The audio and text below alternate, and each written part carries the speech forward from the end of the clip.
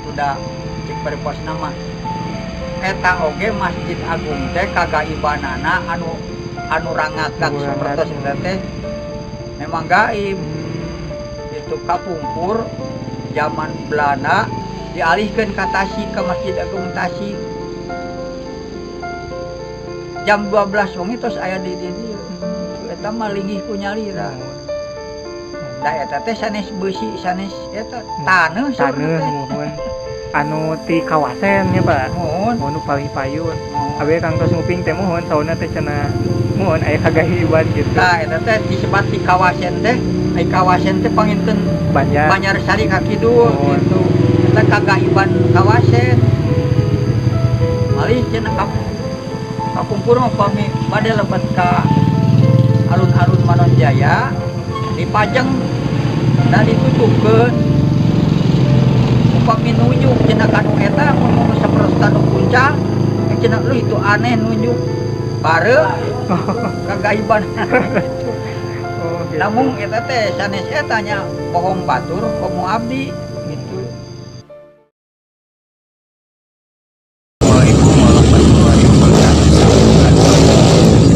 Berjumpa lagi dengan saya Fahmi Taufik Farizal. Spesial di pagi hari ini saya sudah berada di sebuah tempat masih di Tasikmalaya, tepatnya di Kabupaten Tasikmalaya ya, ke sebelah timur. Dan di pagi hari yang cerah ini, sebelum kita awali liputan hari ini, saya ucapkan Wilujeng Semping di sahabat pena Sambawa Satria.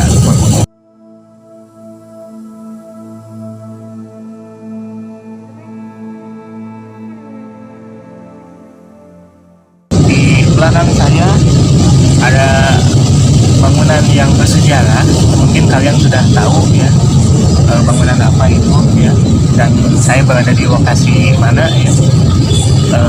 Nah itu adalah Masjid Agung Manonjaya.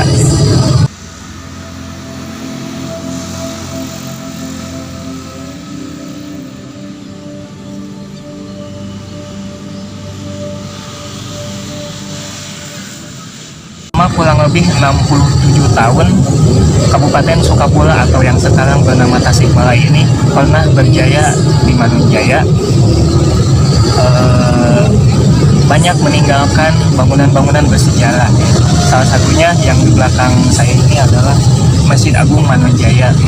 Yang mana Masjid Agung Manonjaya ini kalau kita pelajari sejarahnya ya, masjid ini sudah ada sebelumnya, sebelum Kabupaten Sukapula itu dipindahkan dari Sukaraja lalu ke Pasir Panjang dan ke Harjawinangun atau Manonjaya ya. Lalu pada tahun 1837 oleh seorang patih yang telah menjadi Bupati Sukapula juga bernama Patih Daningrat ya, ada Tumenggung Daningrat, memperbaharui masjid ini ya, menjadi lebih megah lagi. Dan yang terakhir nanti diperbesar itu tahun 1889 oleh Dalem Bintang atau Raden Tumenggung Wilhadiningrat. Yang mana yang menarik di sini itu ada dua kubah yang di atas itu. Yang pertama itu peninggalan dari penyebar Islam di Tasikmalaya. Lalu yang bagian depannya itu adalah kubah yang ketika pelebaran masjid tahun 1889 itu mulai muncul dan diadakan. Nah khusus untuk kubah yang bagian depan itu punya kisah ya, yang mana sebetulnya kisahnya itu ada kaitannya dengan perpindahan Kabupaten Sukapula dari Manonjaya ke Tasikmalaya.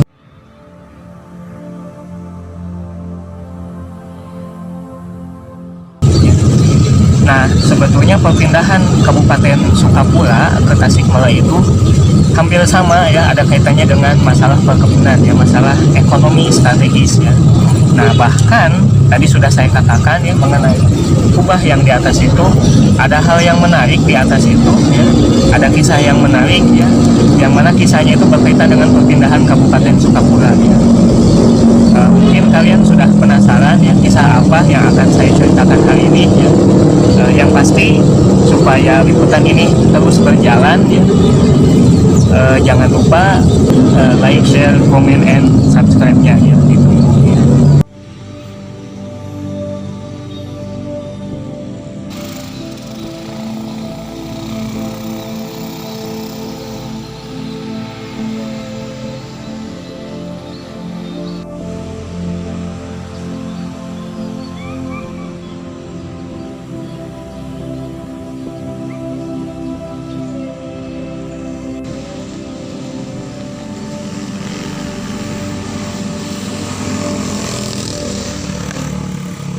Assalamualaikum warahmatullahi wabarakatuh. Sampurasun. Sesuai dengan janji saya ya. Jadi tadi itu kita akan mengkaji tentang keunikan dari Masjid Agung Manunjaya ya, yang mana ada kaitannya dengan perpindahan Kabupaten Sukapura dari Manunjaya ke Tasikmalaya ya. Hari ini saya sudah ada di Masjid Agung Manunjaya bersama teman saya ya, yang bernama Kang Rusli. Damang Kang Rusli. Alhamdulillah. Kebetulan Kang Rusli ini jupel ya, jadi juru pelihara dari Masjid Agung Manunjaya, tetapi sekarang sudah ditugaskan di situs Indrayuni atau Indrayuni Iliyah ya.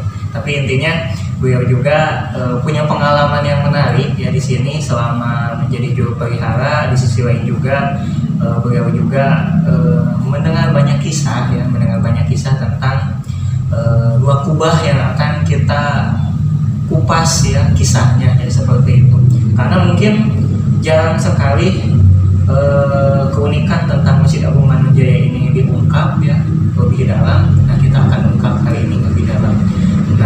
Nah, sebetulnya mungkin akan masih ingat ya, pertama kali saya datang ke sini itu tahun 2012 bertemu dengan Akang. Jadi sebetulnya sudah tidak aneh lagi ya dengan saya. Ya. Nah gini Kang, jadi hari ini itu alhamdulillah saya bisa silaturahmi ke Manunjaya ya, tempat yang banyak menginspirasi saya dan anak-anak saya. Kebetulan hari ini sesuai dengan janji saya kepada para pemirsa yang penasaran ya. Jadi saya itu ingin mencoba ya mengungkap tentang keunikan di balik Masjid Agung Manunjaya, yang mana Masjid Agung Manunjaya ini kan arsitekturnya itu masih tetap kuno ya, masih mempertahankan kuno meskipun memang kemarin ada perubahan kan seperti itu.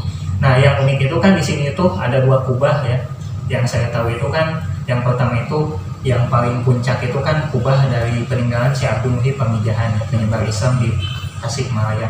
Lalu yang kedua ini yang bagian depan itu katanya pemberian dari kawasan Banjar ya.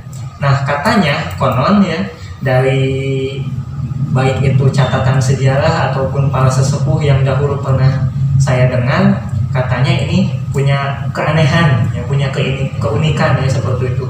Nah selama Akang menjadi juru pelihara di sini, Akang tahu nggak ceritanya mengenai kubah kawasan ini? Mungkin sedikit yang saya tahu tentang kubah yang dari kawasan.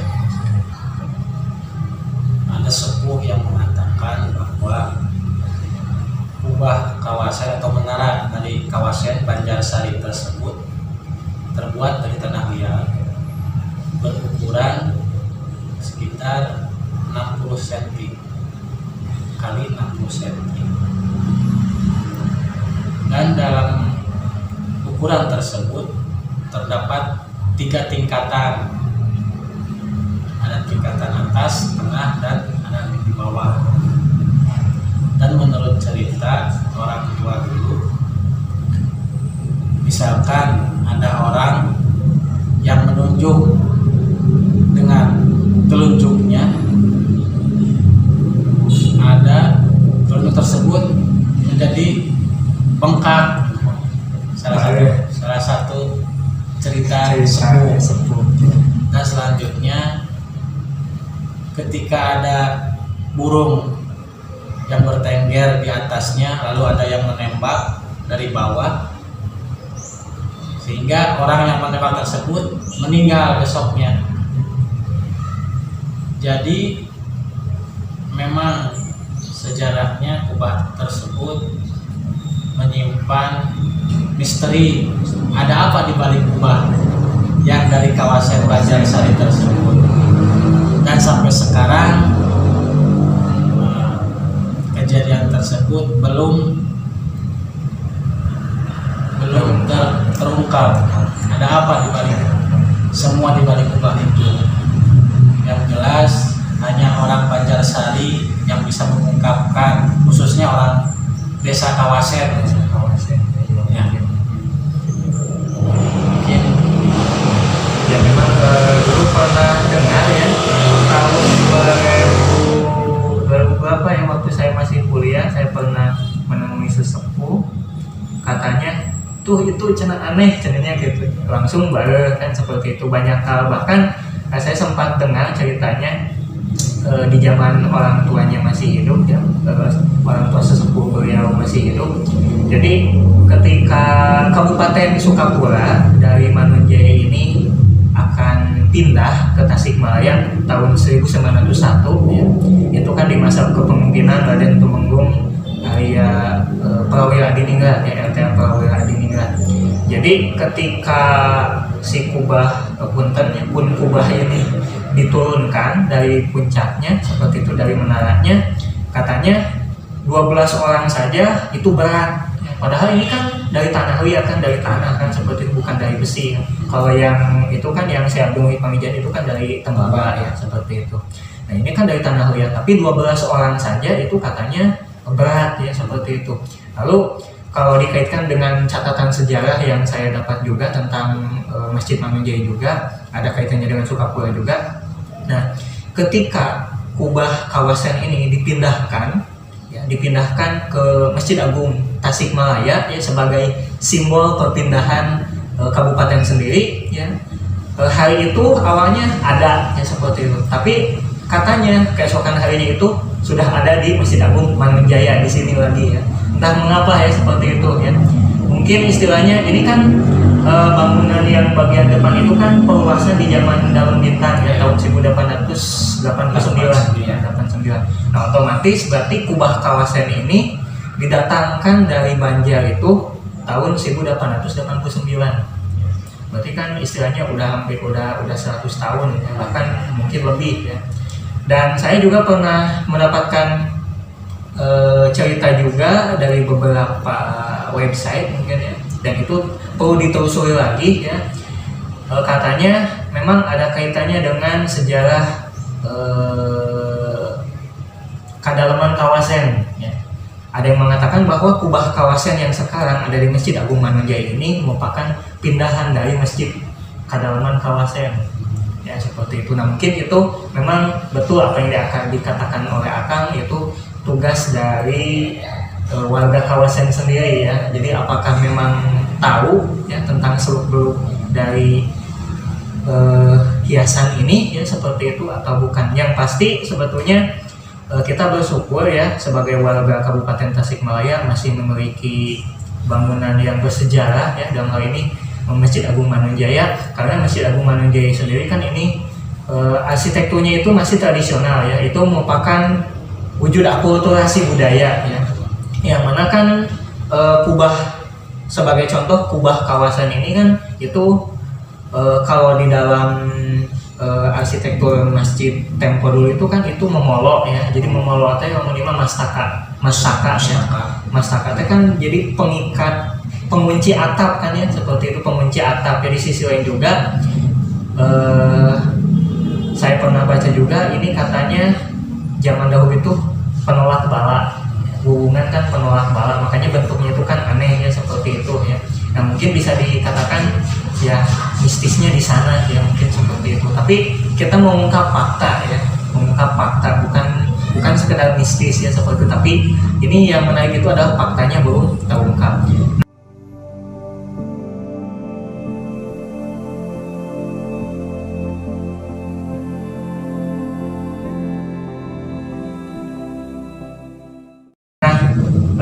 Mungkin ada yang mau ditanyakan lagi dari saya itu, ketika kemarin kan ini terkena gempa ya, tahun 2009 ya. Nah itu kan kubahnya itu diturunkan, kira-kira ada kisah nggak atau bagaimana? Baik, jadi waktu tahun 2009 terkena gempa Masjid Agung Manunjaya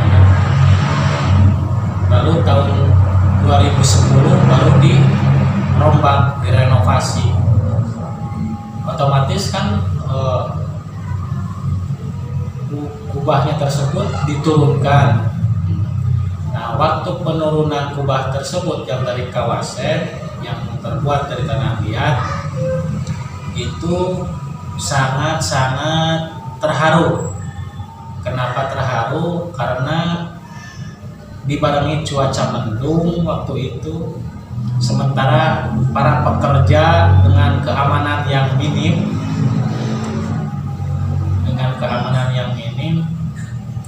memaksakan diri untuk menurunkan kubah tersebut yang dari kawasan. Dan memang alhamdulillah penurunan kubah tersebut lancar dengan diiringi dengan ya doa-doa sebagai ya kalau kata orang sebagai permohonan permisi. Namun di suatu sisi lain ada pekerja yang keesokan harinya sakit. Kurang lebih 3 orang yang sakit besoknya setelah menurunkan kubah tersebut. Mungkin itu kira-kira.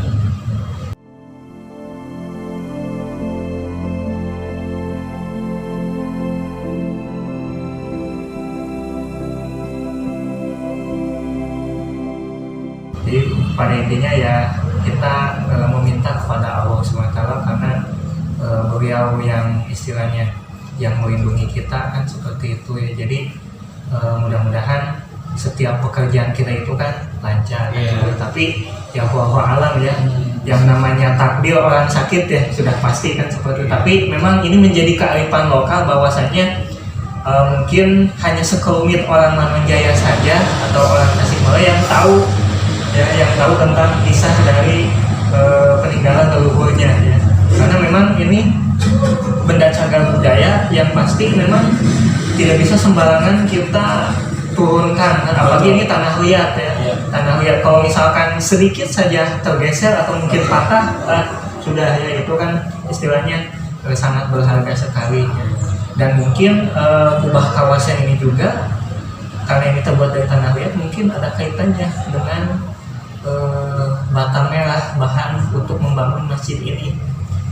Akang dulu kan pernah bicara, pernah dengar ya dari sesepuh itu katanya bata merah untuk pembangunan Masjid Agung Manonjaya ini diantaranya itu dari Banjar kan. Yang mungkin ada kaitannya ya. Tapi memang bisa dikatakan kalau misalkan memang itu dari Banjar berarti butuh perjuangan yang panjang ya, yang memang mungkin saat itu gotong royongnya itu memang masih kuat ya untuk mengumpulkan bahan untuk membangun masjid ini, sama seperti Masjid Agung Demak kan. Itu memang patut diapresiasi ya perjuangan leluhur kita dalam membangun masjid ini.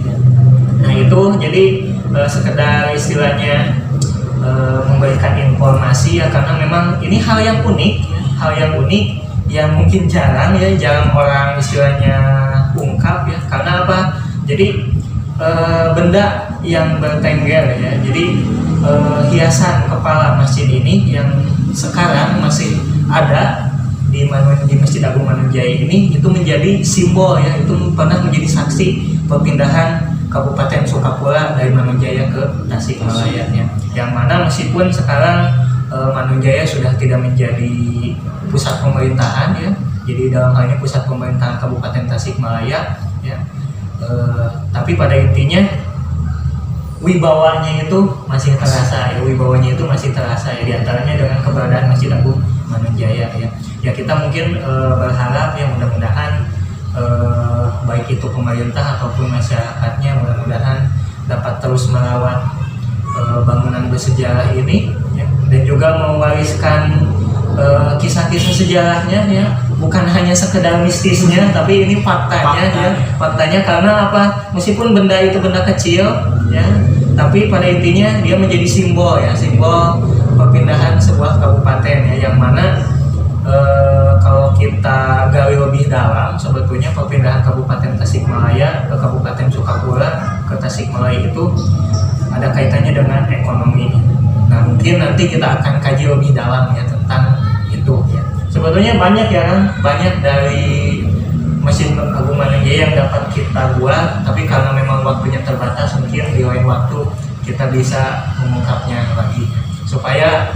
para penonton penasaran ya dengan liputan ini selanjutnya ya. Nah itu mungkin untuk liputan kita hari ini ya, yang pasti hatur nuhun ya Kang dari saya dan juga anak-anak saya yang sudah istilahnya diberikan kesempatan untuk mengungkap di balik kisah-kisah di balik peninggalan-peninggalan bersejarah yang ada di tempat ini ya. Mudah-mudahan diskusi ringan ini memberikan pencerahan bagi siapapun, terutama generasi muda yang menyukai sejarah ya. Nah itu dari saya ya. Untuk liputan hari ini disuruhkan sekian ya. Yang pasti supaya liputan ini ya terus berjalan ya, supaya kegiatan kami ini terus berjalan, tentunya dukungan dari kalian ya itu harus tetap ada ya. Jangan lupa like, share, comment, and subscribe-nya ya, ditunggu ya. Karena pada intinya kami bukan apa-apa tanpa kalian ya. Dari saya ya, dari kami dicukupkan sekian. Billahi taufiq wal hidayah. Wassalamualaikum warahmatullahi wabarakatuh. Sampai jumpa.